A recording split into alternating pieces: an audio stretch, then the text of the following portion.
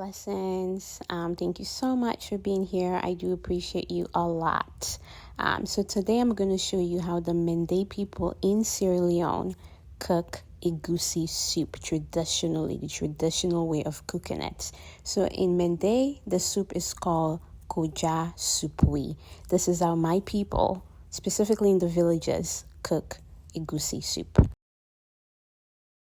So the first thing we're going to do is roast our melon seeds. Make sure your stovetop is on low to medium heats because you do not want to burn it up because that will make your soup bitter. The reason why we're roasting it is to bring out the nutty flavors and also to remove the rank smell, according to my mom. Not sure what the English word is for rank. I know my Sierra Leonean people know what I'm talking about.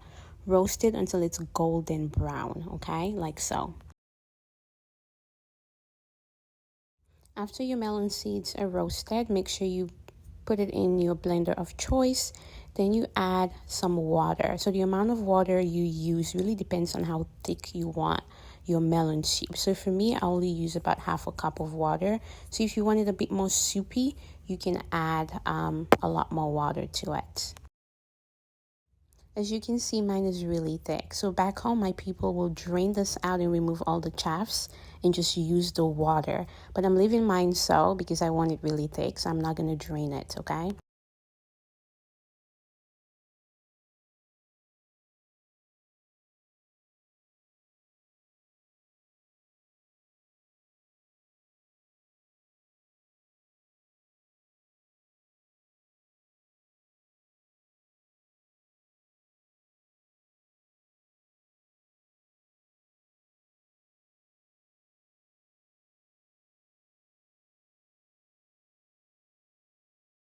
Now I'm adding about half a cup of water. You can add more water to your egusi, but for me, I want it thick. If you want it a little lighter, you can add more water.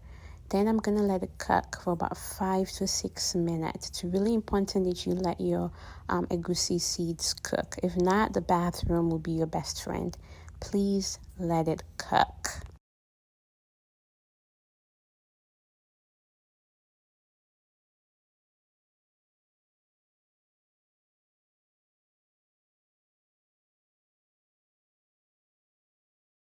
As you can see, our egusi seeds are completely cooked. You can see it. That is what you want. Now I'm going to add about half a cup of palm oil, not a cup. And the reason for that is the egusi seeds have their own oil. If you put a lot of palm oil, then your soup is going to be extremely oily.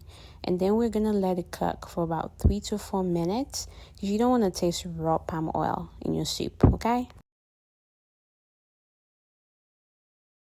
Guys, look at that beautiful color. You can tell that the palm oil is cooked. Now I'm going to add my pre-cooked goat meat. You can use whatever meat that you so chooses, but I'm using goat meat. I'm also using some Kinney fish that I pre-steamed with some salt because it's been in the freezer for a long time. That I'm going to add later on in the video. And then I'm going to add some habanero peppers and some onions. I'm using about 3 habanero peppers and a little bit of onions. Then I will add about 2 jumbo Maggi cubes. You can use whatever seasoning you prefer. I'm just so accustomed to using Maggi cubes for most of my, when I'm cooking African meals. So use whatever seasoning that you have. It will still taste good.